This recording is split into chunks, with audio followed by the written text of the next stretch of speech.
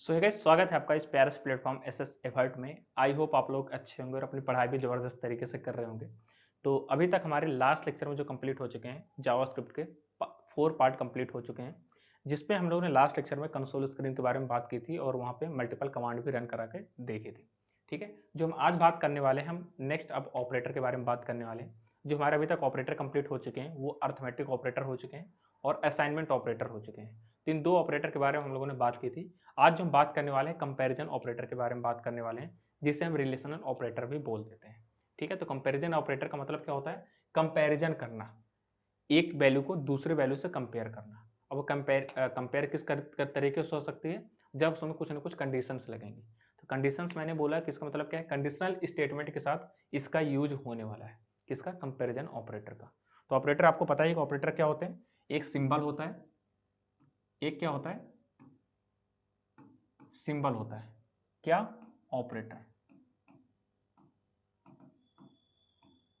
जो कि क्या करता है? लॉजिकल या फिर मैथमेटिकल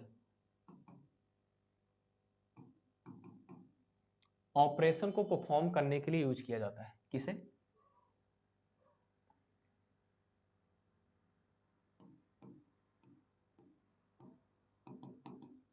ऑपरेशन को परफॉर्म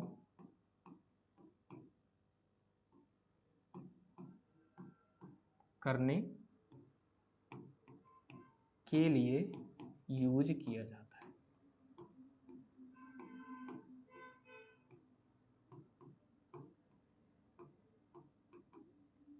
ठीक है, राइटिंग पे मत जाना, राइटिंग इतनी अच्छी नहीं है मेरी, लेकिन बस चीज़ें समझ में आनी चाहिए। तो ऑपरेटर क्या होता है? एक सिंबल होता है जो कि क्या करता है? लॉजिकल या फिर मैथमेटिकल ऑपरेशंस को परफॉर्म करने के लिए यूज किया जाता है।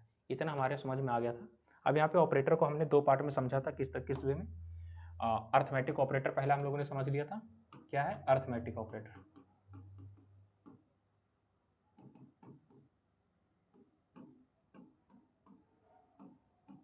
दूसरा हम लोगों ने क्या समझा था? Assignment operator. क्या समझा था? दूसरा हम लोगों ने असाइनमेंट ऑपरेटर समझ लिया था।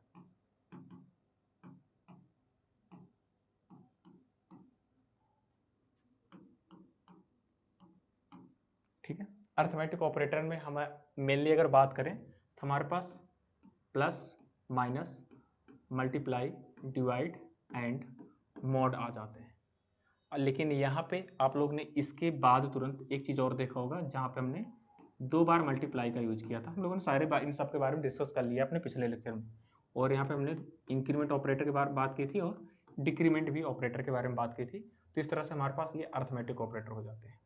अब इन्हीं के साथ साथ आपको अगर याद करने के लिए बोलूँ कि किस तरह से याद कर सकते हैं, अगर मैं इससे प्लस से कि आगे मैंने ये इक्वल टू लगा दिया, माइनस से आगे इक्वल टू लगा दिया, मल्टीप्लाई के आगे इक्वल टू लगा दिया, डबल मल्टीप्लाई के आगे इक्वल टू लगा दिया, डिवाइड के आगे इक्वल टू लगा दिया, मॉड के आगे इक्वल टू लगा दिया, और प्लस यहाँ पे ये सारी चीज़ें हैं, इसके आगे ऐसे कुछ इस तरह से इक्वल टू लगा सकते हैं।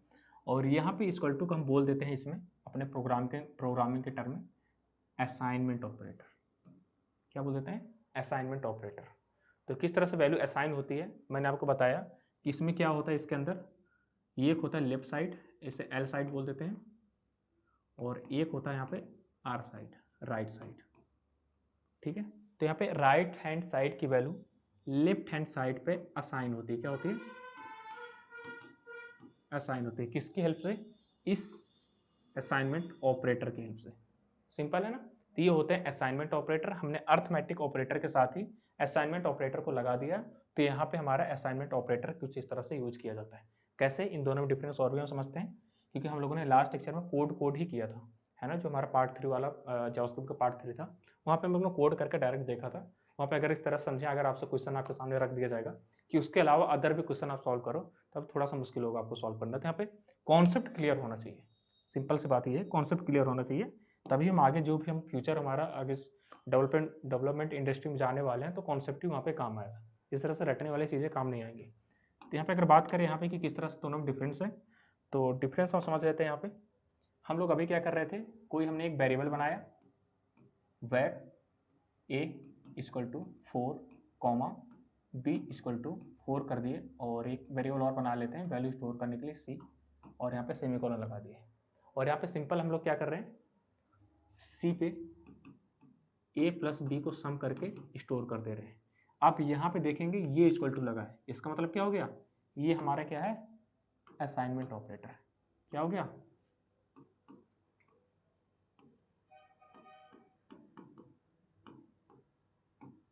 Assignment operator. और यहाँ पे प्लस क्या है हमारा, arithmetic operator, arithmetic operator. Simple सी बात है। अब यहाँ पे ये अर्थमेटिक ऑपरेटर, यहाँ पे जब भी ऑपरेशन दोनों परफॉर्म हुआ ए और बी पे, और ए की वैल्यू हमारी क्या है 4 और बी की वैल्यू क्या है 4, अब दोनों को हो गया सम। सम होने के बाद यहाँ पे कुछ ना कुछ रिजल्ट आ गया। मान लो कि इस पूरे का जो रिजल्ट आया हमारा, यहाँ पे मैं समझा देता हूँ, इस पूरे का रिजल्ट हमारा क्या आ गया, 8 आ गया दोनों वैल्यू को सम होने के बाद। अब 8 आने के बाद ये कहाँ पे साइन होगा, सी के अंदर। और मैंने क्या बताया था, राइट हैंड साइड की वैल्यू, ये हो गया आर साइड और ये हो गया हमारा एल साइड। तो राइट हैंड साइड की वैल्यू किस में साइन होती है, लेफ्ट हैंड साइड में असाइन हो जाती है, बशर्ते यहाँ पे क्या होना चाहिए, एक वेरिएबल होना चाहिए। क्या, वेरिएबल ही होना चाहिए, कोई कांस्टेंट वैल्यू नहीं होना चाहिए। कोई यहाँ पे मान लो कांस्टेंट वैल्यू का मतलब क्या है, 4 5, मतलब कोई वैल्यू आ गई तो ये हमारी क्या है, यहाँ पे इस तरह से ये फॉलो नहीं होगा, यहाँ पे हम कोई वैल्यू स्टोर नहीं करा सकते। इसलिए यहाँ पे एक कंडीशन है, जो कंडीशन है जो लेफ्ट हैंड साइड पे वो स्टोर होगा, वो आपका वेरिएबल ही होना चाहिए, कभी भी कांस्टेंट नहीं होना चाहिए। उस पर हमारी जो राइट हैंड साइड की वैल्यू स्टोर नहीं कर सकते हैं। तो ये कुछ इसके रूल्स हैं। ठीक है, तो ये हो गया, मान लो कि हम लोगों ने अभी तक अर्थमेटिक ऑपरेटर का यूज किया। अब यहाँ पे जो हमने असाइनमेंट ऑपरेटर के अंदर बात की थी, तो असाइनमेंट ऑपरेटर हम किस तरह समझें,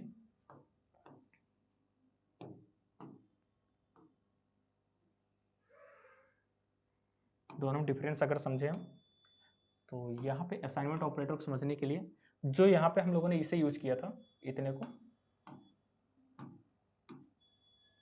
ये इसे हम कन्वर्ट करने वाले हैं कि विद असाइनमेंट ऑपरेटर। यहाँ पे तो हमारा लगा ही है, लेकिन जो हमने ऑपरेटर को अलग से समझा है कि असाइनमेंट ऑपरेटर को किस तरह से हम अर्थमेटिक के साथ यूज कर सकते हैं डायरेक्टली, उसे समझते हैं।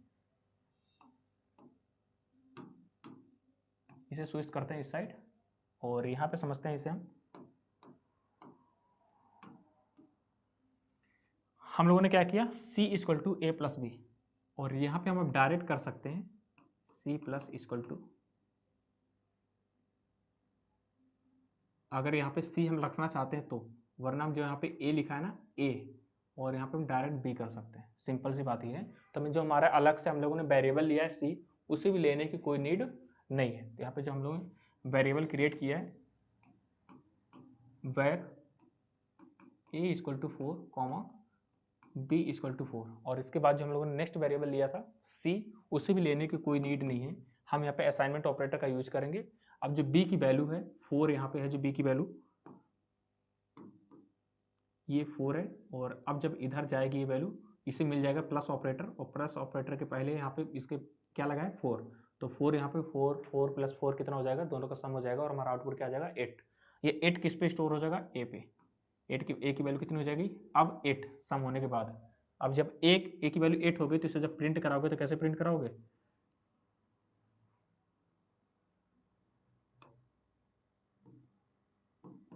डॉक्यूमेंट डॉट राइट, और यहाँ पे हमको क्या करना है, प्रिंट करा देना है ए। सिंपल सी बात है। और यहाँ पे ए की वैल्यू यहाँ पे प्रिंट होकर आपके सामने आ जाएगी। ठीक है ना। तो कुछ इस तरह से यहाँ पे सारे ऑपरेटर जो अर्थमेटिक ऑपरेटर आपने यूज किया, उनका यूज आप असाइनमेंट ऑपरेटर में कुछ इस तरह से शॉर्ट फॉर्म में यूज कर सकते हैं। ठीक है, तो जो अर्थमेटिक ऑपरेटर हमारे हो गए 5 प्रकार का, हम लोग देखा, plus minus multiply divided mod, और उसके जस्ट साथ साथ हम यहाँ पे असाइनमेंट ऑपरेटर को भी देख लिए, अच्छे समझ लिए। इससे पहले मैंने कोड करके आपको बता ही दिया था। तो सारी चीज़ें आई होप आपको समझ में आ गई होंगी, क्लियर हो गई होंगी। ठीक है, अब जो हम बात करने वाले हैं, अब हम मूव करने वाले हैं। अब आपको एकदम माइंडसेट आपका बन चुका है कि हम ऑपरेटर सीख रहे हैं। अब मुझे चीज़ों को समझाने में बहुत ही ज़्यादा सरलता होगी, आसानी समझा सकता हूँ। अब यहाँ पे हम बात करने वाले हैं किसमें, कंपैरिजन ऑपरेटर के। तो यहाँ पे कंपैरिजन ऑपरेटर के बारे में मैंने आपको बताया सिंपल सा, कि यहाँ पे कंपेयर ही होगा, एक वैल्यू से दूसरे वैल्यू पे हम कंपेयर ही करेंगे। क्या, एक वैल्यू को दूसरे वैल्यू से कंपेयर करेंगे, ठीक है ना।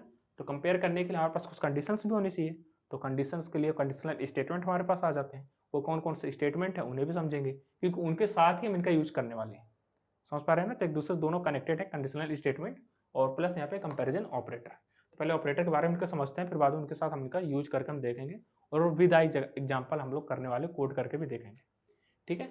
और मेन आपके लिए कोड ही है, थ्योरी वोरी तो बस आपके एग्जाम में पास कराने के लिए हो सकता है, लेकिन जो मेन है वो कोड ही है। तो यहाँ पे थ्योरी को जब कॉन्सेप्ट यहाँ से क्लियर करना है आपको, और प्लस यहाँ पे कोड पे अप्लाई करना है, तो जितना ज़्यादा हो सके कोड पे ज़्यादा प्रैक्टिस करनी है आप लोगों को, है ना। तो यहाँ पे हो गया कंपेरिजन ऑपरेटर। यहाँ पे सबसे पहले देखेंगे, अभी तक हम लोगों ने एक इक्वल पढ़ा था, अब यहाँ पे देखो डबल इक्वल है। क्या है, डबल इक्वल। तो यहाँ पे क्या आ गया, डबल इक्वल। फिर यहाँ पे ट्रिपल इक्वल आ गया, 3 बार इक्वल। इसका मतलब क्या है, डबल इक्वल का मतलब अगर मैं समझाऊं तो डबल इक्वल का मतलब क्या होता है, एक वैल्यू दूसरे वैल्यू के बराबर है या नहीं। कैसे, यहां समझते हैं।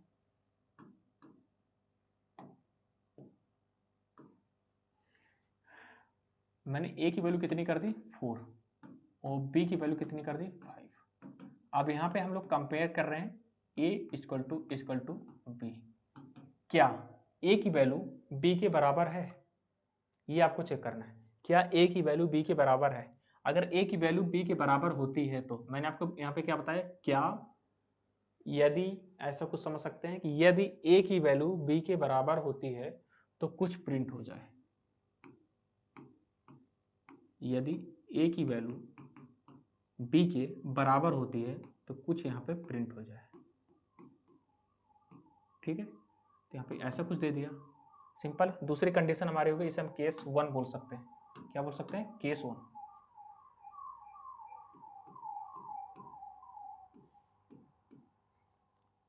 दूसरी अगर बात करें,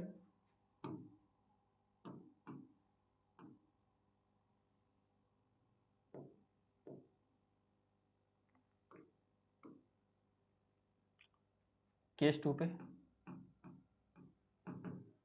दूसरा केस क्या बन सकता है, यदि ए की वैल्यू बी के बराबर होती है तो कुछ प्रिंट हो जाए, प्रिंट हो जाए। नहीं तो, अगर ये कंडीशन तो हमारी फॉल्स भी हो सकती है, तो अगर ये ए की वैल्यू बी के बराबर होती है तो कुछ प्रिंट हो जाए। नहीं तो, नहीं तो को हम किससे डिनोट करते हैं, पहले भी मैं यहाँ पे हिंदी में लिख रहा हूं, नहीं तो कुछ अलग प्रिंट हो जाए, ठीक। यहाँ पे मैं प्रिंट सी का मैंने यूज कर ली। तो पहले क्या है, अगर ए की वैल्यू बी के बराबर होती है तो प्रिंट हो जाए, अगर नहीं होती है तो कुछ और प्रिंट हो जाए, सिंपल है। यहाँ पे क्या था, सिर्फ एक ही चीज हम प्रिंट करा रहे थे, यदि ए की वैल्यू बी के बराबर होती है तो ये प्रिंट हो जाता है। दोनों में डिफरेंस पता चला कि यदि मैं पढ़ूंगा तो मेरे मार्क्स अच्छे आएंगे, सिंपल से इसका मतलब ये है। आप लोगों ने ट्रांसलेशन भी पहले पढ़ा होगा 9th-10th में, वहाँ पे ये सारे बहुत सारे कंडीशंस आती हैं। तो यदि मैं पढ़ूंगा तो ये कुछ प्रिंट हो, एग्जाम में मेरे अच्छे मार्क्स आएंगे, नहीं तो मेरे बुरे मार्क्स आएंगे। तो यहाँ पे पहले एक कंडीशन लगी थी, यहाँ पे दो चीजें, इसमें नहीं तो भी आ गया। तो यहाँ पे हम जो इफ यदि है तो इसे हम किससे डिनोट करने वाले हैं, इफ से। किससे, इफ से। और यहाँ पे जो यहाँ पे कंडीशन लगी है उसे लगा देंगे ये, if A equal to B, A की वैल्यू बी से कंपेरिजन होगी, कंपेयर में अगर बराबर होती है तो यहाँ पे हम प्रिंट करा देंगे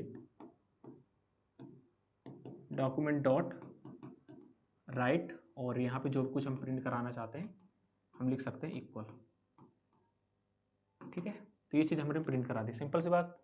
अब यहाँ पे दूसरा क्या है, यहाँ पे सबसे पहले मैंने बताया यदि, यदि इतना बताया था, तो यदि को मैंने क्या लिखा, इफ। यहाँ पे भी हम क्या लिखने वाले हैं, यदि को, इफ यदि ए की वैल्यू बी के बराबर होती है तो यहाँ पे हमारा प्रिंट हो जाए कुछ, ठीक है। यहाँ पे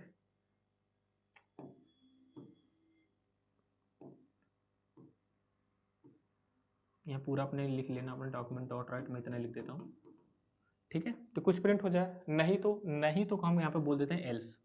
क्या बोल देते हैं, एल्स। जो नहीं तो है इसे हम क्या बोल देंगे, एल्स। तो एल्स नहीं तो ये चीज प्रिंट हो जाए दूसरा कुछ।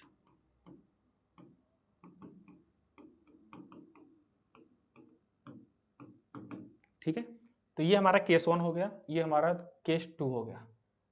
ठीक है, नेक्स्ट हमारे यहीं पे मैं सी ऑपरेटर के यूज करके भी बता रहा हूँ सारे। तो नेक्स्ट हम यहाँ पे बात करते हैं केस 3। क्या हो गया, केस 3 विजिबल, ये आई थिंक हाँ विजिबल होगा। तो केस 3 अगर बात करें तो यहाँ पे केस 3 पे क्या हो जाएगा,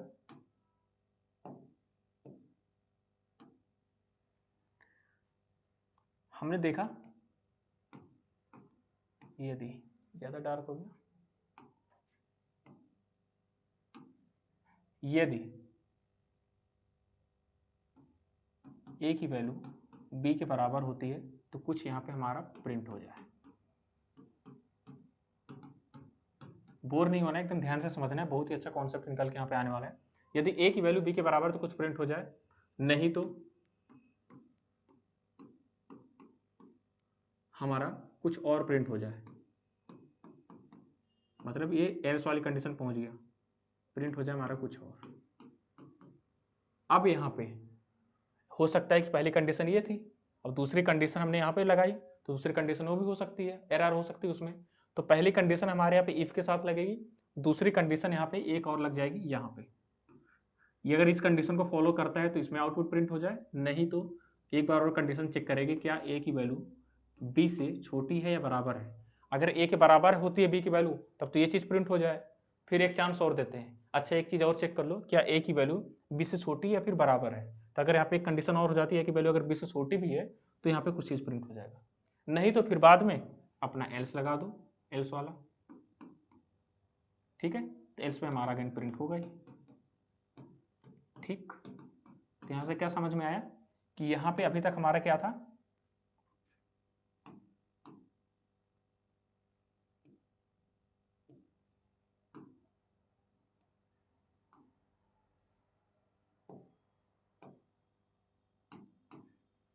पहले हमारा क्या था इफ,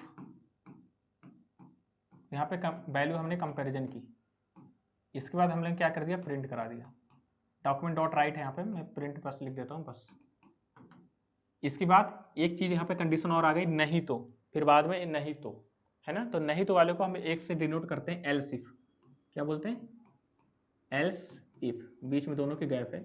यहाँ पे एक कंडीशन और लगा दी हमने, ए इज लेस देन और इक्वल टू बी, और यहाँ पे हमने प्रिंट करा दिया आगे।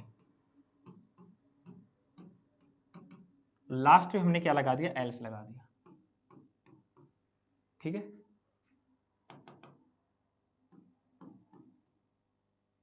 और यहाँ पे हमने अपनी कुछ कंडीशन प्रिंट करा दी जो भी हमारे निकल के आया। ठीक है, और यहाँ पे अपना लास्ट में अपना बॉडी क्लोज कर देंगे जो भी चीज़ यहाँ पे स्टार्ट हुई। तो एक चीज़ हमारे पास निकल के आया कि पहले यहाँ पे मल्टीपल कंडीशन चलने वाली है। सबसे पहले यहाँ पे क्या, पहले कंडीशन चेक हुई, दूसरी कंडीशन अगर पहली कंडीशन वाली फॉल्स हो जाती है, क्या हो जाती है, फॉल्स हो जाती है, तो ये मूव करेगा अपने सेकंड वाली कंडीशन पे। अगर ये वाली कंडीशन भी फॉल्स हो जाती है तो ये आ जाएगा नेक्स्ट वाली कंडीशन पे। अगर पहले वाली कंडीशन ही ट्रू हो जाती है तो ये चीज़ प्रिंट हो जाएगी। अगर पहले वाली गलत हो जाती है और दूसरी वाली सही हो जाती है, ट्रू हो जाती है, तो ये चीज़ प्रिंट हो जाएगा।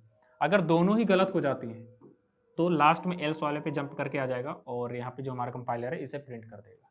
सिंपल सी बात ये है। तो यहाँ पे एक से अधिक मल्टीपल कंडीशन चल सकती हैं, एक सिंगल कंडीशन चल सकती है, दो कंडीशन चल सकती है। ठीक है, तो यहाँ पे अगर एक से अधिक, अब इन तीन के अलावा और भी कंडीशन हो सकती हैं, तो यहाँ पे जो यहाँ पे एल्स इफ लगा है, क्या है, एल्स इफ, इसे आप मल्टीपल टाइम यूज कर सकते हो।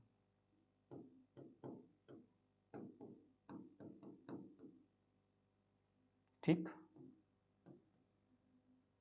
तो इसे मल्टीपल टाइम आप यूज कर सकते हो। किस तरह से समझते हैं, यहाँ पे आपने लिखा इफ, यहाँ पे आपके आगे कंडीशन। ठीक, अगर कंडीशन होती है ट्रू, क्या होती है, ट्रू, तो आपका क्या हो जाएगा, प्रिंट हो जाएगा। अगर यहाँ पे कंडीशन होती है क्या,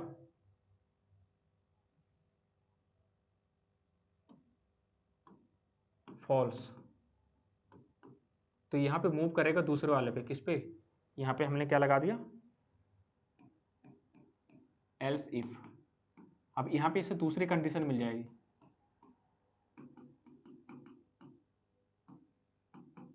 कंडीशन नेक्स्ट या फिर नेक्स्ट कंडीशन। तो यहाँ पे दूसरी कंडीशन मिल गई, अगर ये वाली कंडीशन भी ट्रू होती है, क्या हो गई, ट्रू। ट्रू होती है तो यहाँ पे आपका प्रिंट हो जाएगा कुछ भी, जो भी आप प्रिंट कराएंगे। अगर ये कंडीशन क्या होती है, फॉल्स, तो नेक्स्ट जंप कर जाएगा, फिर से आप अगेन यहाँ पे एल्स इफ लगा सकते हैं, यहाँ पे भी आप कंडीशन लगाओगे। सिंपल है, कंडीशन नेक्स्ट आपने लगाई, अगर उसे नहीं फॉलो करते इसे फॉलो करें।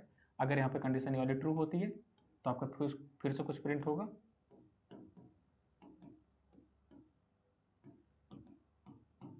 नहीं तो अगर कंडीशन फॉल्स होती है तो फिर से आप एल्स इफ लगा सकते हैं।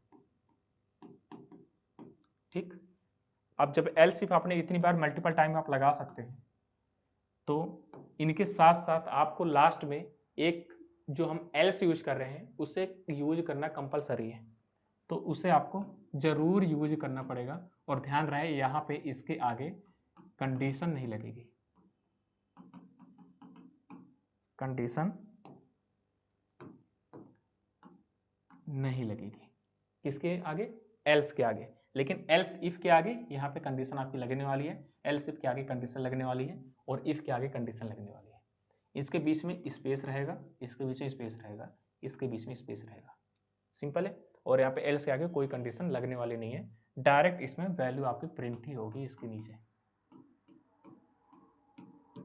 सिंपल है। तो ये चीज़ यहाँ पे हमारे पास निकल के आई, और जितना कुछ हम लोगों ने ये सारी चीज़ पढ़ा, इससे हम लोग क्या बोल देते हैं, कंडीशनल स्टेटमेंट। क्या बोल देते हैं, कंडीशनल स्टेटमेंट। अब कंडीशनल स्टेटमेंट में क्या क्या चीज़ें आती हैं उससे हम एक एक करके थ्योरी बेस पर समझेंगे, लेकिन यहाँ पे इससे पहले हम लोगों ने क्या क्या समझा, ध्यान समझ गए आप लोग। सबसे पहले हमारा क्या है, केस वन। केस वन पे हम लोगों ने एक ऑपरेटर का यूज किया, कंपेरिजन ऑपरेटर के पहले ऑपरेटर का यूज किया हम लोगों ने, दो वैल्यू को कंपेयर करके देखा, ए और बी की वैल्यू को कंपेयर करके। पहले यहाँ पे हमारा केस वन पे आया, एक ही इफ का यूज हुआ डायरेक्ट।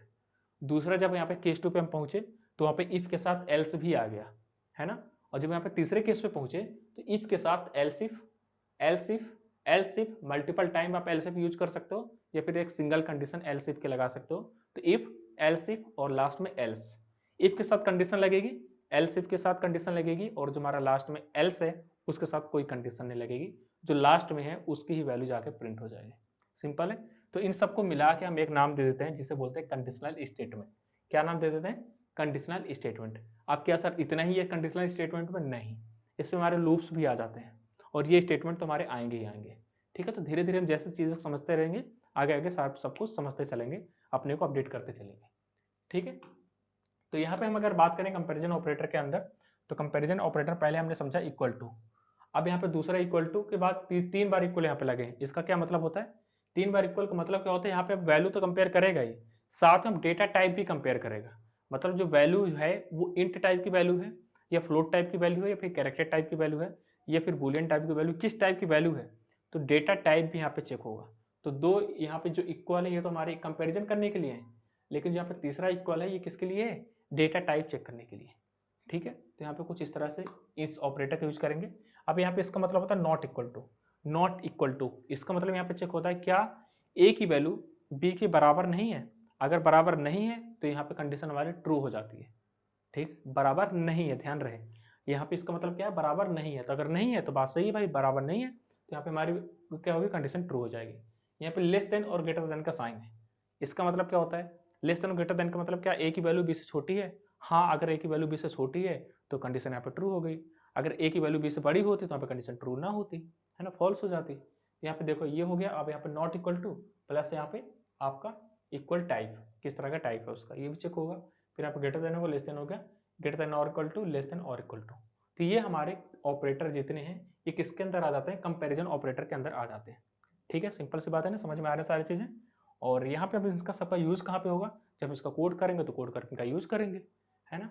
तो यहाँ पे और भी चीज़ मैं आपको समझा देता हूँ। अब इनके बारे में एक कंडीशन छोटा सा प्रोग्राम यहाँ पे समझते हैं, हम कोड करके सब चीज़ समझने वाले हैं, लेकिन यहाँ पे बस थ्योरी आपको समझा रहा हूँ। ये थ्योरी आपके एग्जाम के पॉइंट ऑफ व्यू से बहुत ज़्यादा इंपॉर्टेंट होगी कि एग्जाम में आप लोग इस तरह से थ्योरी लिख सकते हैं। हालांकि पीडीएफ आपको मिल जाएगा टेलीग्राम चैनल पे, वहाँ पे आप लोग इसे ज्वाइन कर सकते हो, टेलीग्राम इस पीडीएफ को एक्सेस कर सकते हैं। हाँ, यहाँ पे हम एक एक करके सारे ऑपरेटर समझने वाले। तो मैंने सबसे पहले किसका समझाया था, कंपैरिजन ऑपरेटर का। उसके बाद यहाँ पे इसे समझने वाले हैं। इसका मतलब क्या है, हमने एक वेरिएबल बनाया, ए की वैल्यू कितने लिखी 3, बी की वैल्यू 4 एंड सेमीकोलन। अब यहाँ पे हम लोग क्या करते हैं, ए को कंपेयर करते हैं प्लस एक यहाँ पे इक्वल और लगाते हैं जो डेटा टाइप को चेक करेगा, और बी। अब यहाँ पे 2 है, क्या ए की वैल्यू बी के बराबर है, यहाँ पे बराबर नहीं है, तो यहाँ पे पहले ही कंडीशन हमारी गलत हो गई। तो हम क्या करते हैं, अब एक बार इसे बराबर कर लेते हैं। तो क्या ए की वैल्यू बी के बराबर है, हाँ बराबर है, तो इतना तो हमारा क्या हो गया, ट्रू हो गया। दूसरा पे चेक होगा, क्या जो ए की वैल्यू 4 है और बी की वैल्यू 4 है, क्या ये सेम डेटा टाइप की वैल्यू है। अगर यहाँ पे ये सेम डेटा टाइप की वैल्यू होती है, मतलब ये भी इंट है और ये वैल्यू भी इंट है, इसका मतलब क्या, सेम डेटा टाइप की वैल्यू है, तो अब ये कंडीशन भी हमारी होगी ट्रू। अब दोनों ट्रू हो गए, तो यहाँ पे जो चीज़ आपने प्रिंट कराया है इसके बाद लगा के, तो वो यहाँ पे आप वो प्रिंट करा सकते हैं, वो चीज़ प्रिंट हो जाएगा। अगर यहाँ पे एक भी कंडीशन फॉल्स होती तो यहाँ पे एरर आ जाती, और एरर मतलब कि वो वाली कंडीशन प्रिंट ना होती, यहाँ पे नेक्स्ट में जंप कर जाता। अगर यहाँ पे नेक्स्ट आपने कंडीशंस लगाई हुई है, तो नहीं लगाए हो तो वही चीज़ प्रिंट कर देता जो यहाँ पे प्रिंट कराए हैं। या फिर अगर एरर आ जाती तो कुछ भी ब्लैंक स्क्रीन प्रिंट होती, वहाँ पे कुछ भी प्रिंट ना होता। ठीक है, तो इतना समझ में आ गया। यहाँ पे किस तरह से कंपेयर करते हैं इस वाले ऑपरेटर को। नेक्स्ट यहाँ पे अगर बात करें, हमारे पास आ जाता है लेस देन। लेस देन का मतलब क्या है, वेर हमने बनाया और यहाँ पे ए की वैल्यू मैंने कर दी 3, बी की वैल्यू मैंने कर दी 4, सेमीकोलन। अब यहाँ पे कंडीशन हमने लगाई इफ ए की वैल्यू बी से छोटी है क्या, यहाँ पे चेक हमने की क्या ए की वैल्यू बी से छोटी है। अगर ए की वैल्यू बी से छोटी है तो यहाँ पे हमारा प्रिंट हो जाए कुछ।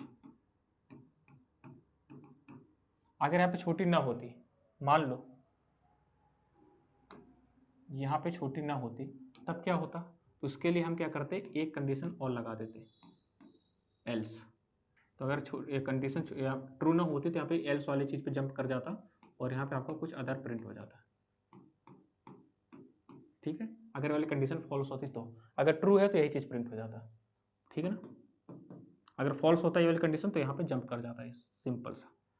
अगर यहाँ पे ये वाली कंडीशन भी फॉल्स होती, मान लो किसी कारण एक से अधिक मल्टीपल कंडीशन आपको बनानी है, जैसे कि ग्रेडिंग सिस्टम आपको बनाना है, आप लोग अपने एग्जाम के पॉइंट ऑफ व्यू से अपना एक ग्रेडिंग सिस्टम रेडी कर सकते हैं। यदि मेरे मार्क्स इतने ज़्यादा है तो मैं इस 80 to 90 to 100 के बीच में है तो ए ग्रेड है आपका, है ना, उससे नीचे बी ग्रेड, कुछ इससे लिमिट लगा सकते हैं और यहाँ पे मल्टीपल कंडीशन लगा सकते हैं, तो एक छोटा सा प्रोग्राम भी आप बना सकते हैं। तो वो ग्रेडिंग सिस्टम आप इस तरह से यूज़ करना चाहते हो तो यहाँ पे मल्टीपल कंडीशंस लगा सकते हैं आप लोग। ठीक है, तो उसके लिए आप एक आपका और लगेगा,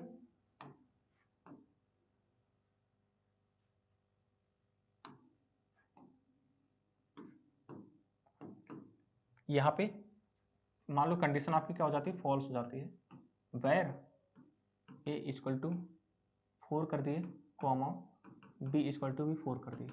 ठीक है, और यहाँ पे आप लोगों ने क्या किया, इफ कंडीशन लगा दी और यहाँ पे चेक किया क्या ए की वैल्यू बी से छोटी है, नहीं है छोटी। मैंने आप सिंपल सा आपको क्वेश्चन आपको देने वाला हूँ, प्रिंट करा दो, ए is less,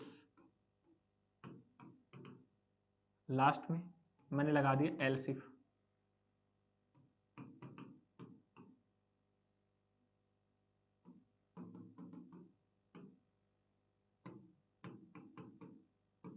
print A is equal of B, एक कंडीशन और लगा दी मैंने एल्स, और यहाँ पे प्रिंट कर दिया।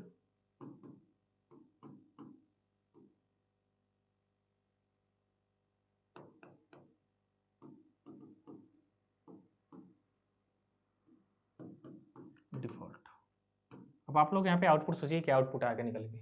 सिंपल से मैंने क्या बताया, सबसे पहले ए की वैल्यू कितनी है 4 और बी की वैल्यू कितनी है 4, ये आएगा पहले पे जंप करेगा और यहाँ पे इसका मतलब सबसे पहले इस कंडीशन पे आया और इसने चेक किया क्या ए की वैल्यू बी से छोटी है। यहाँ पे हम लोगों ने ऊपर देखा नहीं है, नहीं है मतलब अभी हम लोग देख रहे हैं, लेकिन यहाँ पे क्या चेक करने वाला है, कंपाइलर चेक करने वाला है। तो इसे चेक करेगा क्या ए की वैल्यू बी से छोटी है, हाँ अगर छोटी होती है तो ये चीज़ प्रिंट हो जाएगा, अगर छोटी नहीं होती है तो यहाँ कहाँ आ जाएगा, ये नेक्स्ट वाले इस पे आ जाएगा। यहाँ पे चेक करेगा, यहाँ पे भी एक कंडीशन लगी हुई है, अगर ये नहीं तो ये, तो क्या ए की वैल्यू बी के बराबर है, यहाँ पे चेक करेंगे क्या ए की वैल्यू बी के बराबर है, हाँ बराबर है, अगर बराबर है तो ये चीज़ प्रिंट हो जाता। अगर यहाँ पे ए की वैल्यू मैंने कर दिया 8, अब यहाँ पे ए की वैल्यू ना इससे छोटी है ना इसके बराबर है, तो कहाँ पे आएगा डायरेक्ट, अब इसके बाद इसमें आया और इसके बाद कहाँ पे आ जाएगा एल्स पे, और एल्स पे हमारा डिफॉल्ट प्रिंट हो जाएगा। ठीक, तो ये सारी चीज़ समझ में आ गई होंगी आई होप। अब इससे हम प्रैक्टिकली वर्क करके देखेंगे किस पे, कोड पे, और इसके अलावा भी और भी हमारे पास ऑपरेटर हैं उन्हें भी पहले समझ लेते हैं। तो लेस देन हो गया, सेम कंडीशन यहाँ पे आ जाती है हमारे ग्रेटर देन के साथ, किसके साथ, ग्रेटर देन के साथ। तो यहाँ पे सिंपल सा मैं इसे डुप्लीकेट कर लेता हूँ और इसे हम यहाँ पे समझते हैं।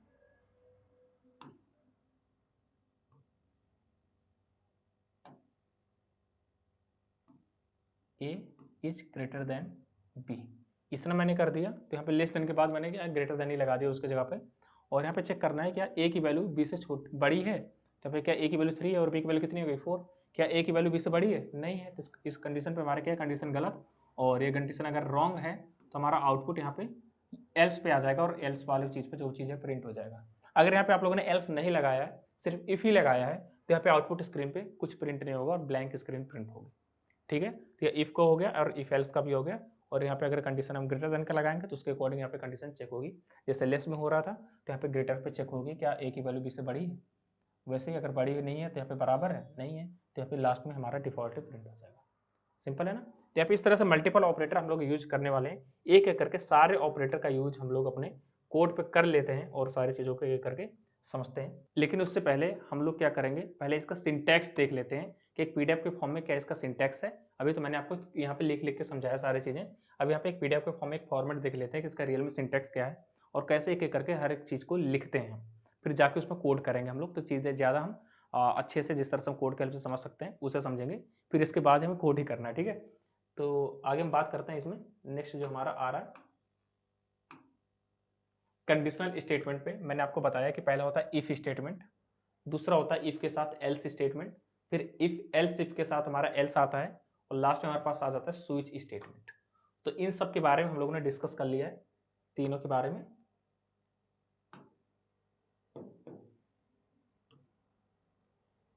इन तीनों के बारे में लास्ट हमारा बचा है स्विच स्टेटमेंट। अब स्विच स्टेटमेंट का मतलब क्या है, रियल में अगर स्विच स्टेटमेंट की अगर हम बात करें तो आप लोग जो आपको क्या होता है shopping website, e commerce website जिसे हम बोल देते हैं, तो ई कॉमर्स वेबसाइट पे आप मान लो आपको कुछ आपने थिंग्स जो भी आपका प्रोडक्ट है उसे परचेस कर लिया, अब परचेस कर लिया आपको अब क्या करना है, रिटर्न करना है। अब रिटर्न करना है तो आप लोगों ने क्या किया, कस्टमर केयर पे आपने कॉल की और वहाँ पे आपको रिटर्न करना है। अब जो कस्टमर केयर पे जब भी आप कॉल करते हैं तो वहाँ पे पहले तो कुछ टिन टिन रिंग बजती रहती है, फिर उसके बाद आपसे पूछा जाता है किस बेस पे आपको किससे बात करनी है, तो उसके लिए कुछ अलग बटन प्रेस करना होता है, हिंदी इंग्लिश में बात करनी है तो उसके लिए अलग बटन प्रेस करना होता है। तो सेम ये जो कंडीशंस हैं कुछ इस तरह की कंडीशन हमारे किसके अंदर आ जाती हैं, स्विच स्टेटमेंट के अंदर। अब यहाँ पे चेक किया जाता है, अगर आप दो नंबर को सम कर चेक करना चाहते हैं तो उसके लिए केस 1 पे जाएं, अगर दो नंबर को मल्टीप्लाई करना चाहते हैं चेक करना चाहते हैं तो उसके लिए केस 2 पे जाएं, अगर इस तरह से और भी मल्टीपल ऑपरेशन है तो इसके अलग अलग केस पे जाएं, और लास्ट में एक डिफॉल्ट वैल्यू इसमें भी सेट की जाती है। तो नहीं तो अगर आप इसमें से कोई भी केस आपका मैच नहीं कर रहा है तो आपको डिफ़ॉल्ट पे ही आपको आउटपुट मिल जाएगा उसके अकॉर्डिंग, जैसे कि आपकी कॉल कट हो जाती है अगर कोई आप रिस्पॉन्स नहीं देते हैं तो सेम ऐसे ही अगर कोई केस यहाँ पे फाइंड नहीं होता है तो उस आपको क्या होगा, लास्ट में डिफ़ॉल्ट में ले जाएगा और डिफ़ॉल्ट में आपका जो भी कुछ प्रिंट होगा तो प्रिंट हो जाएगा और आउटपुट स्क्रीन से आपको बाहर निकलना पड़ेगा। ठीक है, तो इस तरह से हमारे पास कंडीशनल स्टेटमेंट आ जाते हैं। पहले का इफ के साथ एल्स हो गया और इफ एल्स इफ के साथ हमारा एल्स हो गया, तो ये चीज़ें हम लोगों ने डिस्कस कर लिया एक एक करके सारी चीज़ें, और किस तरह से इसके अंदर कंडीशंस लगाए जाते हैं वो भी हम लोगों ने डिस्कस कर लिया है। और लास्ट में चीज़ बचा है हमारा स्विच स्टेटमेंट, तो स्विच भी हम लोगों ने डिस्कस कर लिया। आई होप मैंने ओवरव्यू समझा दिया तो इस तरह समझ में आ गया होगा। अब इनका सिंटैक्स देख लेते हैं इफ के आगे आपको कंडीशन लगानी है और फिर यहाँ पे जो भी कोड लिखना है उसे एग्जीक्यूट करने के लिए यहाँ पे कोड आपको लिखना है।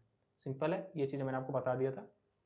फिर इसके बाद इसका एग्जाम्पल यहाँ पे समझ सकते हैं। हावर है, अगर हावर 18 से छोटा है इस नंबर से 18 से, तो यहाँ पे गुड डे प्रिंट हो जाएगा।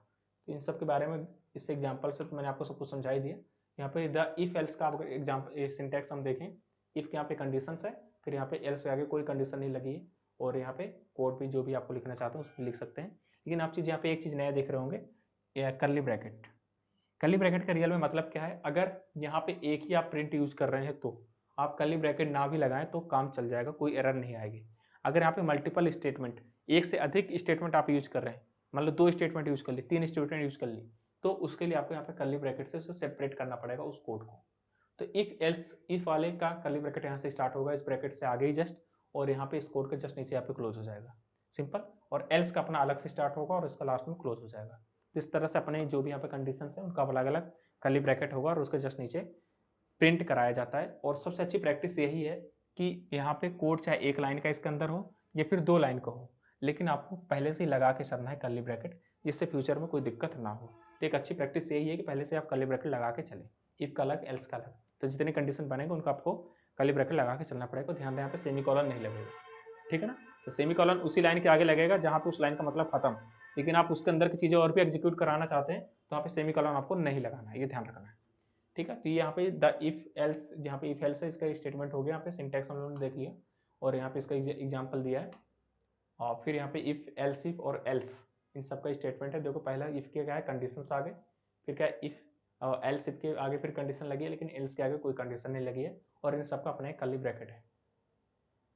इस वाले का कर्ली ब्रैकेट यहाँ पे स्टार्ट हुआ और यहाँ पे क्लोज हो गया, एल्स का कर्ली ब्रैकेट यहाँ पे स्टार्ट हुआ और यहाँ पे क्लोज हो गया, इफ कंडीशन के यहाँ पे स्टार्ट हुआ और यहाँ पे क्लोज हो गया, ठीक है ना। तो ये यहाँ पे सबका सिंटैक्स है, ये सब चीज़ मैंने आपको बता दिया है। बस यहाँ पे एक ओवरव्यू की तरह यहाँ पे फॉर्मेट में यहाँ पे चीज़ों को समझना है, और ये पीडीएफ आपको मिल जाएगी टेलीग्राम चैनल पे, इसे एक्सेस कर सकते हैं। और स्विच केस यहाँ पे समझते हैं, तो स्विच केस समझ लेते हैं एक बार। सबसे पहले यहाँ पे वेर हुआ और यहाँ पे एक्सप्रेशन कोई ना आपने वेरिएबल दे दिया, वेरिएबल की वैल्यू मान लो आपने क्या कर दिया, a इक्वल टू 1 कर दी, क्या कर दी 1।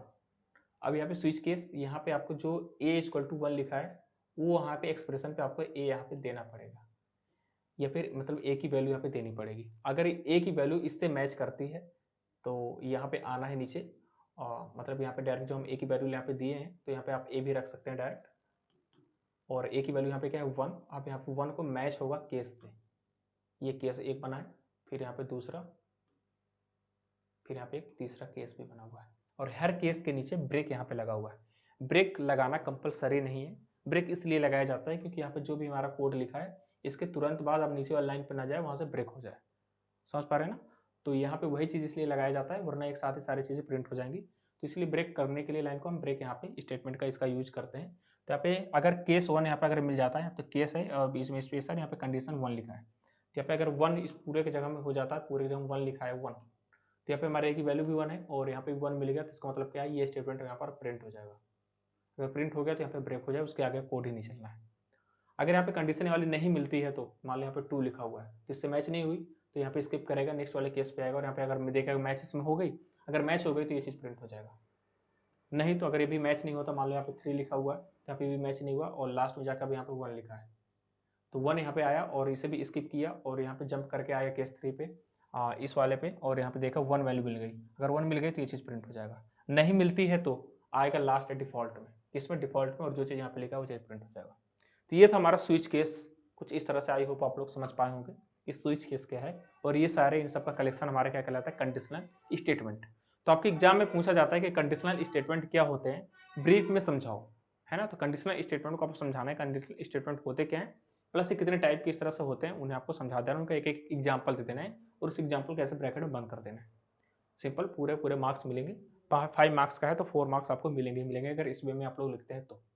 नहीं तो नॉलेज के लिए तो बेहतर है कोड करना है हमें ज़्यादा, और उसमें थ्योरी पे ज़्यादा ध्यान नहीं देना, ऐसा सब लोग कहते हैं, क्योंकि कोड से ही आपको अच्छी जॉब मिलने वाली है। और जॉब के लिए तो खैर सब लोग पढ़ते हैं, लेकिन एक अच्छा कोडर वही है जो कोड पे ध्यान देगा, वरना आप थ्योरी बेस पे तो आप लोग अभी तो मान लो अच्छे मार्क्स आ सकते हैं, लेकिन फ्यूचर आपके लिए थोड़ा मुश्किल हो जाएगा, इसलिए कोडिंग पे ज़्यादा ध्यान दें, ठीक है ना। तो यहाँ पे आ गया इतना, और यहाँ पे आ गया थैंक यू का पुट, तो थैंक यू। चलते हैं, पहले कोड करते हैं, बाद में इसके बाद थैंक यू लेते हैं, है ना। तो इसके बाद हम चलते हैं अपने कंप्यूटर स्क्रीन पर, वहाँ पे अब लोग हम जितना भी हम लोगों ने प्रैक्टिस किया है उसका कोड करके देखते हैं, ठीक है। अब यहाँ पे हम स्क्रिप्ट टैग के अंदर अपना कोड लिखेंगे, वेर ए की वैल्यू में कुछ दे देता हूँ 2, कॉमा बी की वैल्यू में कर देता हूँ 3, सेमीकोलन, और यहाँ पे मुझे लगाना है कंडीशनल स्टेटमेंट। मैं इफ लगाता हूँ यहाँ पे, और फिर चेक करते हैं यहाँ पे कंपैरिजन ऑपरेटर के थ्रू क्या ए की वैल्यू बी के बराबर है।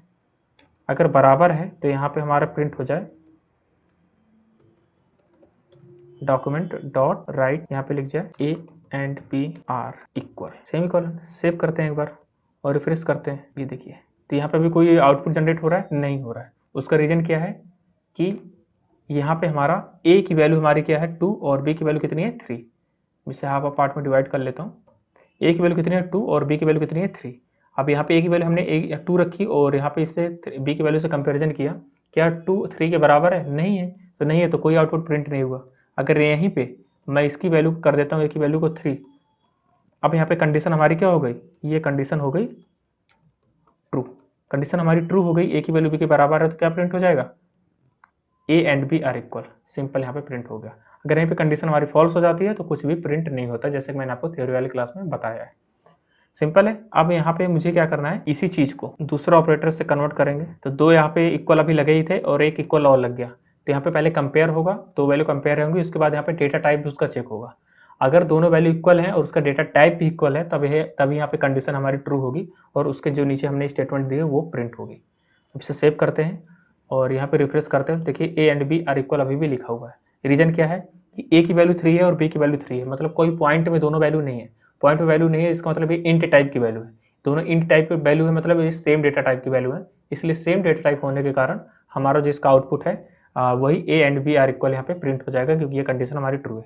अगर यहीं पे मैं 3.0 कर देता हूँ सेव और यहाँ पे इस रिफ्रेश करेंगे तो देखो 3.1 कर देता हूँ मैं, ये देखिए 3.1 मैंने कर दिया। तो यहाँ पे अब इसका डेटा टाइप फ्लोट हो गया और इसका डेटा टाइप क्या है इंट।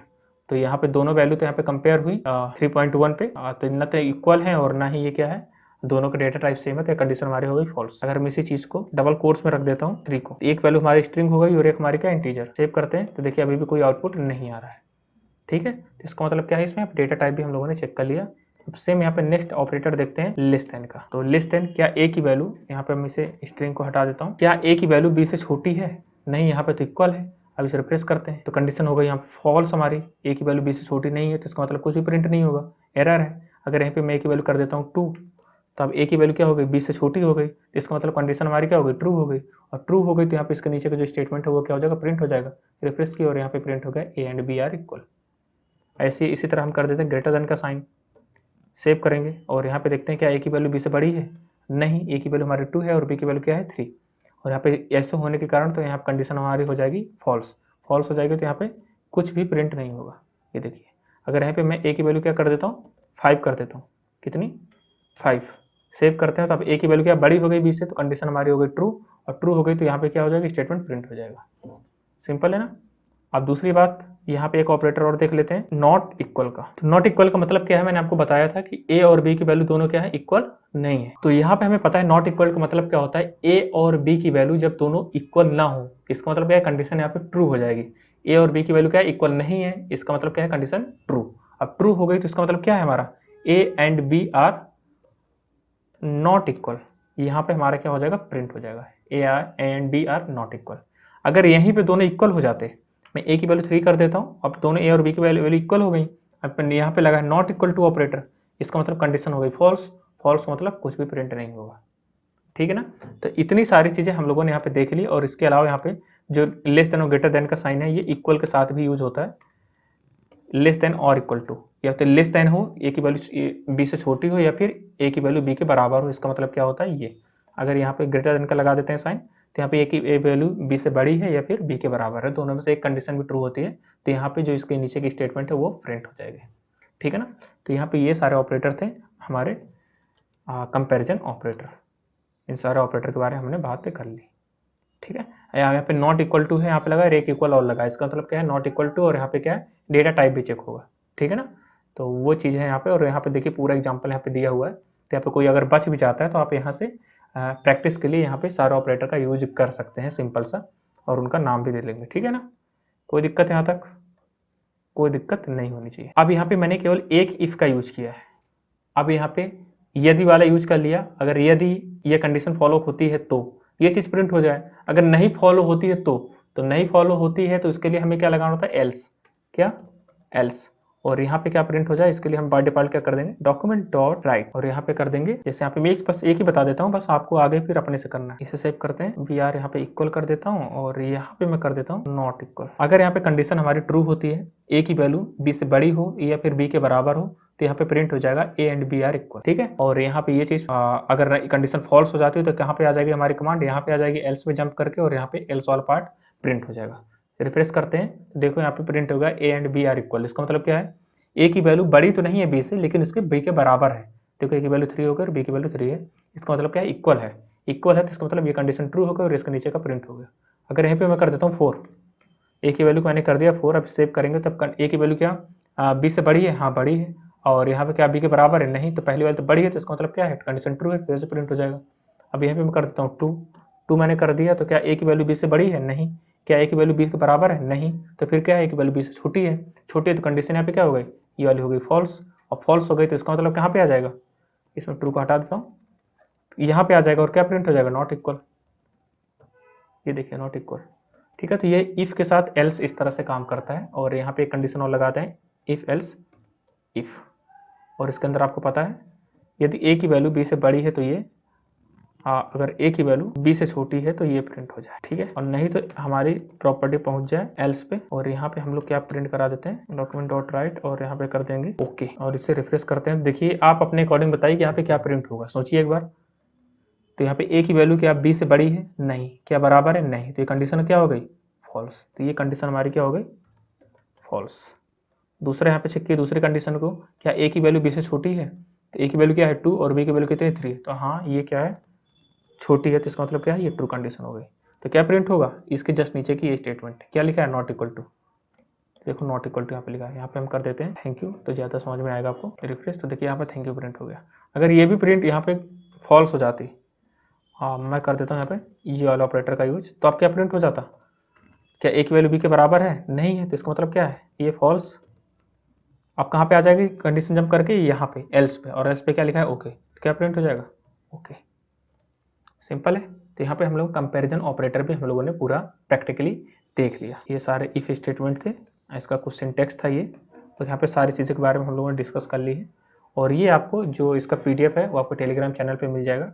और इसके बाद यहाँ पे स्विच केस भी देखेंगे। तो यहाँ पे देखिए स्विच केस में सबसे पहले क्या है, एक्सप्रेशन, उसके बाद स्विच कीवर्ड का यहाँ पे यूज किया गया, फिर उसके अंदर एक्सप्रेशन को लिखा गया।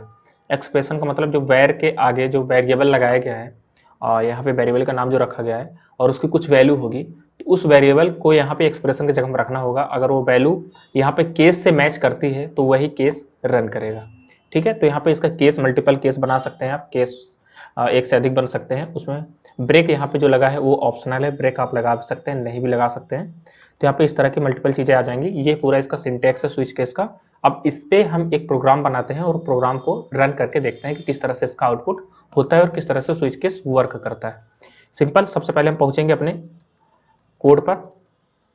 तो मैं इसे सब कुछ रिमूव कर देता हूं और यहाँ पे एक वेर बनाते हैं और यहाँ पे ए की वैल्यू कुछ ले लेते हैं, 1 ले लेते हैं, और प्लस यहाँ पे लगाते हैं स्विच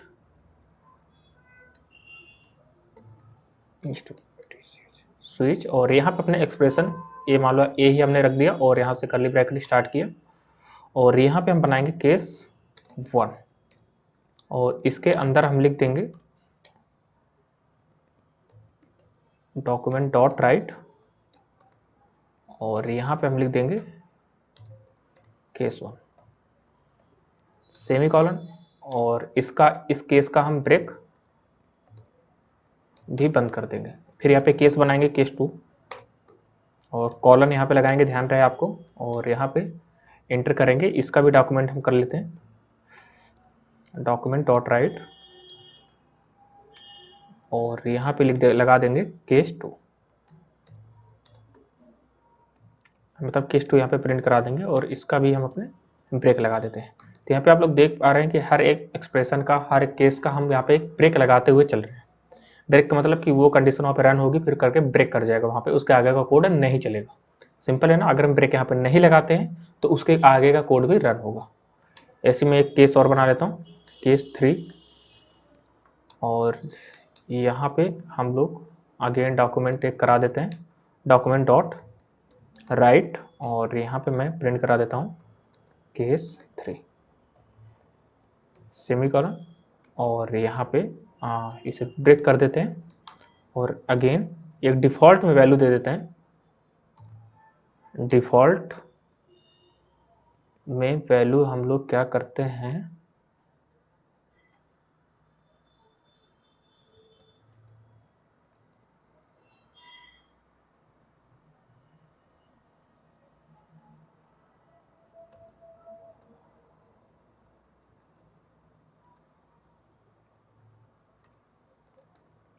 कॉलन लगाए, और यहाँ पे हम लोग प्रिंट करते हैं एक बार और डॉक्यूमेंट डॉट राइट, और इसमें लिख देते हैं दिस इज डिफ़ॉल्ट वैल्यू। ठीक है, सेव करते हैं, और यहाँ पे अब इस पेज को अपना हम रिफ्रेश करके देखते हैं। यहाँ पे केस 1 प्रिंट हो गया। केस 1 प्रिंट होने का इसका रीज़न क्या है, यहाँ पे ए की वैल्यू हमारी क्या है 1, और ए जो हमारा वेरिएबल का नाम है उससे हमने स्विच के एक्सप्रेशन की जगह पे यहाँ पे रख दिया। तब ए की वैल्यू 1 है और यहाँ पे रखी है ए की वैल्यू, ए को यहाँ पे रख दिया गया स्विच के अंदर, तो इसकी ए की वैल्यू हमारी 1 ही है। तो यहाँ पे ये एक्सप्रेशन जो स्विच के अंदर रखा गया है ये क्या होता है, केस से मैच करता है। तो केस की वैल्यू जहाँ कहीं भी 1 होगी वही जो यहाँ पे स्टेटमेंट होगा वही रन कर जाएगा। तो केस 1 की वैल्यू यहाँ पे 1 है और यहाँ पे ए की वैल्यू भी 1 है, दोनों मैच किए और यहाँ पे केस 1 प्रिंट हो गया। अगर यहाँ पे मैं केस ए जो हमारा ए है इसकी वैल्यू कर देता हूँ 2, सेव करते हैं और रिफ्रेश करेंगे तो क्या प्रिंट हो जाएगा, केस 2। देख लीजिए। अगर यहीं पे मैं कर देता हूँ केस 3, केस 3 का मतलब ए की वैल्यू 3 कर दिया तो क्या प्रिंट हो जाएगा, किससे मैच करेगा, केस 1 से आया क्या, केस की जो वैल्यू है वो ए की वैल्यू के बराबर है, नहीं पहले वाले में केस की वैल्यू 1 है और यहाँ पे ए की वैल्यू कितनी है 3, तो ये रन नहीं करेगा, आ जाएगा यहाँ पे केस 2 पे। केस है इसकी वैल्यू क्या है 2 है और यहाँ पे ए की वैल्यू कितनी है 3, तो क्या ये दोनों मैच कर रहे हैं, नहीं कर रहे हैं। इसका मतलब क्या है, ये भी यहाँ से भी रन नहीं होगा, कहाँ पे आ जाएगा, तीसरे वाले पे। तीसरे वाले केस की वैल्यू क्या है 3 और ए की वैल्यू कितनी है 3, तो दोनों मैच कर गया। मैच कर गया मतलब दोनों यहाँ पे प्रिंट हो जाएगा, उससे हमारा केस 3 यहाँ पे रिप्लेस करेंगे तो प्रिंट हो जाएगा केस 3। अगर यहाँ पे मैं एक ऐसी वैल्यू इंसर्ट कर देता हूँ, मान लीजिए मैंने 5 कर दिया, अब यहाँ पे किसी भी केस में वो वैल्यू है ही नहीं, तो इसका मतलब क्या है, वो डिफॉल्ट में चला जाएगा और डिफॉल्ट में जो कुछ भी होगा वो प्रिंट हो जाएगा। This is a default value. ठीक है ना। तो ये था हमारा स्विच केस, और यहाँ से हमारे conditional statement if else else if और इस तरह के जो है स्विच केस यहाँ से हमारे खत्म होते हैं। इसके बाद हमारा लूप बचता है, तो हम नेक्स्ट लेक्चर में उन लूप को कवर करने वाले हैं। फिलहाल ये जितना भी मैंने आपको बताया इससे आपको प्रैक्टिस करना है, बार बार रफ में लिख लिख के अपने प्रैक्टिस करना है। एक बार यहाँ पे कोड करिए फिर उससे बिना देखे रफ में लिखिए। तो इस तरह से जब बार बार आप कोड करेंगे तो ज़्यादा प्रैक्टिस आप लोग देखेंगे कि आपसे क्वेश्चन हो पा रहे हैं। अब क्वेश्चन अभी नहीं होंगे, मैंने जितना आपको बताया है बस इसकी प्रैक्टिस करना है। जब मैं आपसे क्वेश्चन करवाऊंगा या फिर कोई प्रोजेक्ट बनवाऊंगा तो वहाँ पे आप लोग इनका यूज एक सच में देखेंगे कि किस तरह से यूज किया जाता है। ठीक है ना। तो इस सीरीज को जावास्क्रिप्ट चैप्टर खत्म होने के बाद मैं जावास्क्रिप्ट के कुछ क्वेश्चन भी आपको प्रोवाइड कराऊंगा। वो क्वेश्चन अगर आपसे हो जाते हैं तो आप इन पे समझ लीजिए कि प्रैक्टिस आपकी होने लगी है ना। तो इस तरह से आपको प्रैक्टिस भी करते चलना है, एकदम नॉर्मल चीज़ें हैं। मैंने आपको अभी ये समझा के दिखाया कि किस तरह से स्विच के वर्क करता है। अभी इतने पे स्विच खत्म नहीं हो जाता है, किस तरह से वर्क करता है ये चीज़ मैंने आपको बताया है। यहाँ पे मल्टीपल टाइप के क्वेश्चन बन सकते हैं आपके लिए, आपके पॉइंट ऑफ एग्जाम के पॉइंट ऑफ व्यू से, या फिर यूँ समझिए कि वाइवा में बहुत ही अच्छे ट्रिकी क्वेश्चन पूछे जा सकते हैं स्विच केस से रिलेटेड। तो वो सारी चीज़ें हम लोग समझेंगे धीरे धीरे करके।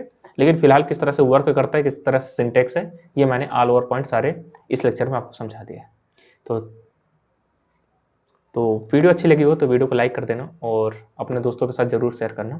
Thank you so much guys, मिलेंगे बहुत जल्द अपने नेक्स्ट वीडियो में। तब तक आप लोग हंसते रहिए, मुस्कुराते रहिए और रखिए अपना बहुत सारा ध्यान।